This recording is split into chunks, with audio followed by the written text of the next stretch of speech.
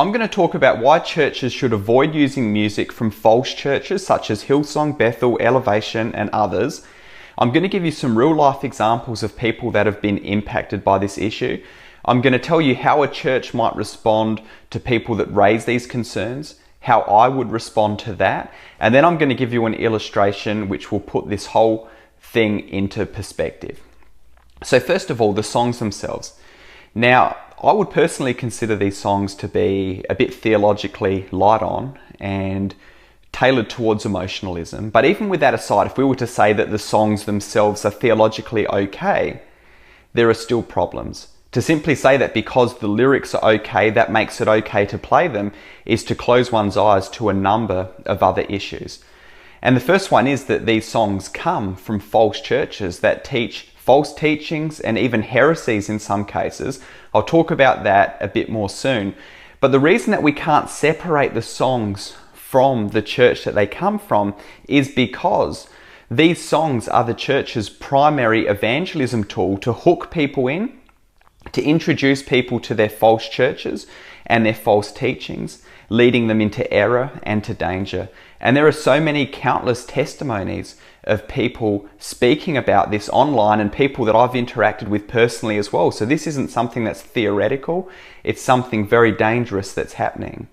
And a problem is that when a church is playing these groups, the church is introducing people to these false churches, they're exposing people to these false churches, they're promoting these false churches, and what they're doing is they're actually endorsing these false churches, because people will come into church and say, well, if my church plays these songs from these groups, then these groups must be okay, they must be safe, they must be good.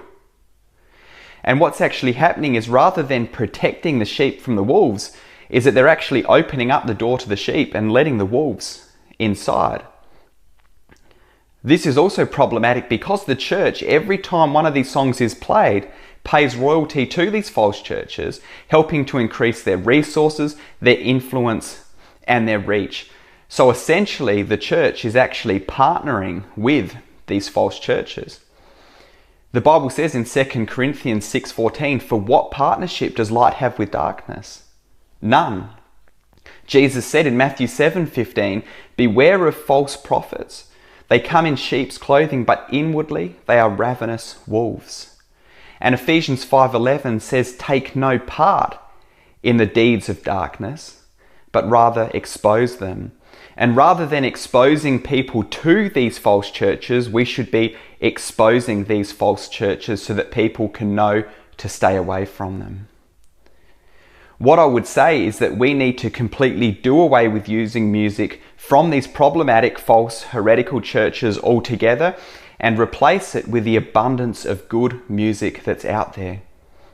Then all of a sudden we're pointing people to good music that is biblically, theologically sound, and we're promoting these groups and leading people to safety, not to danger. Now, I said that I would talk about some real life examples. So I get a lot of correspondence on the channel, and I had a family that reached out to me and they said that they were having problems because their church was playing music from these false churches. And they spoke to the leaders in their church, and the leaders didn't have any intention of changing this. So these people actually left this church. There's someone else that I was in contact with that was struggling with this issue for a long time, and then all of a sudden they stopped going to church because of this, even though they desperately want fellowship. And there's another person that he's looking for a church. He desperately wants fellowship, but he can't find a good church that doesn't play songs from these false and heretical groups.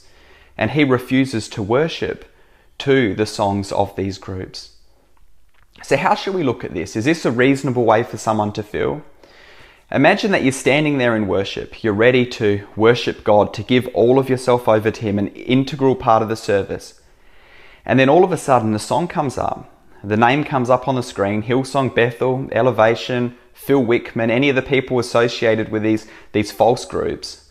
And then all of a sudden what comes to mind is the teachings, the false teachings and the heresies of this church, that you are singing along to the songs of churches that promote word of faith, new apostolic reformation, little gods theology, saying that Jesus was a man operating in the power of the Holy Spirit rather than God, that Jesus was the first man born again, grave soaking, spiritual card reading, charging people money to teach them to do fake miracles, countless false prophecies, so serious that it was punishable by death in the Old Testament.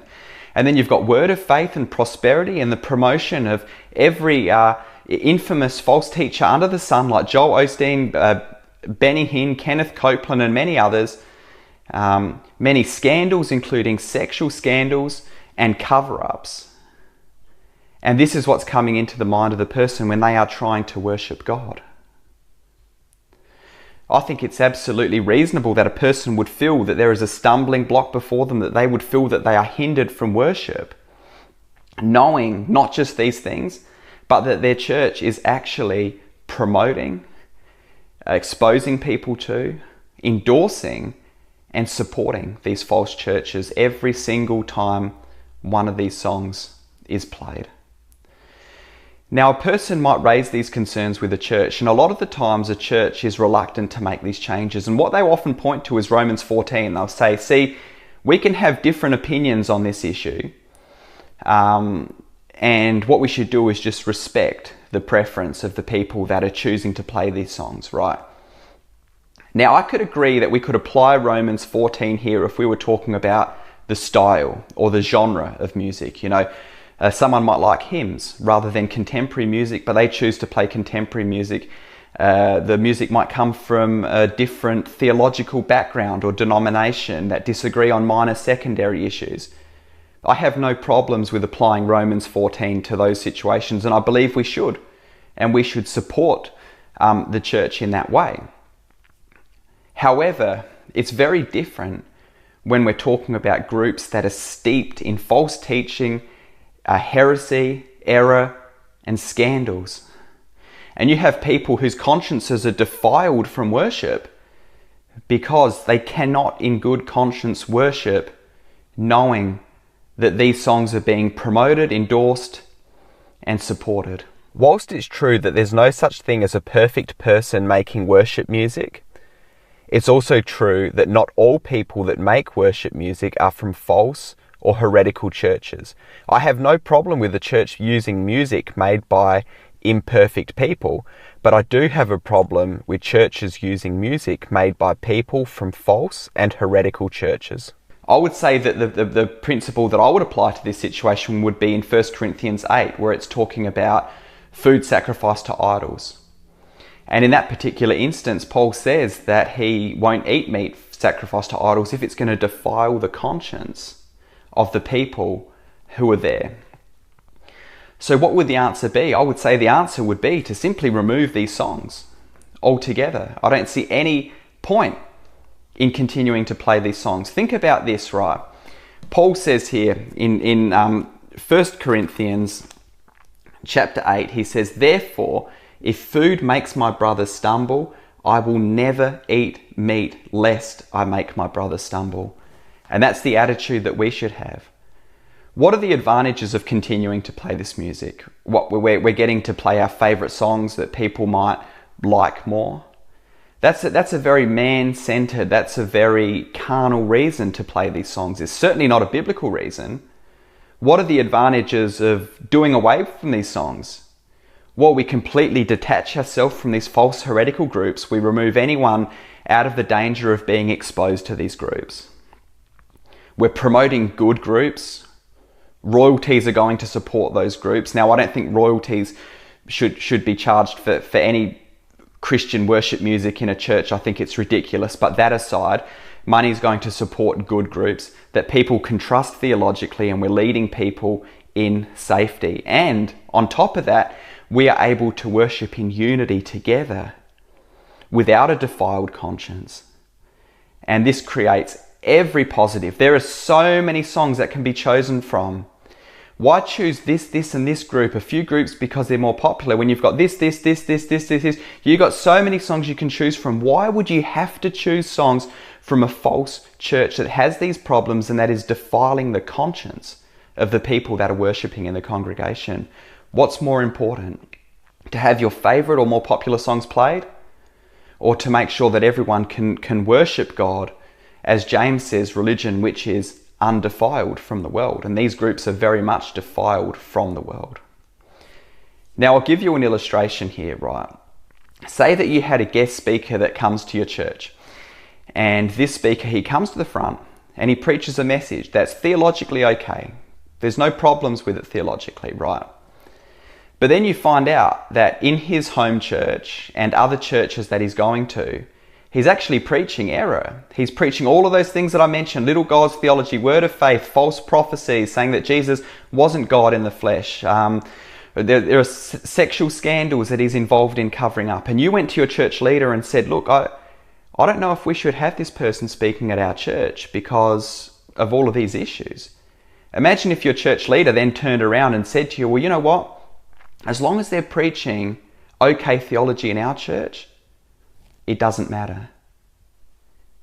What would you actually think if you got that response? Yet this is the exact response that many leaders in churches are giving people today in regards to the worship music that's being played. So what I would say to you is, if you are someone that has a strong discernment, you're someone that has strong convictions, sadly, oftentimes your views will be ignored because there are so many people that have been so influenced by cultural Christianity in terms of what is acceptable today. What I would encourage you to do is, I want to validate you and tell you that your convictions are good. They are God-honoring. You're desiring to stand on biblical truth no matter what anyone tells you. And I would speak to the leaders at your church, if you feel comfortable doing that, and raise these concerns.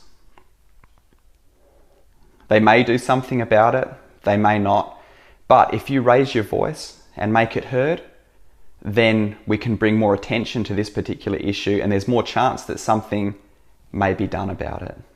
So leave your comments below, friends. I know that a lot of you are frustrated by this issue, and rightfully so.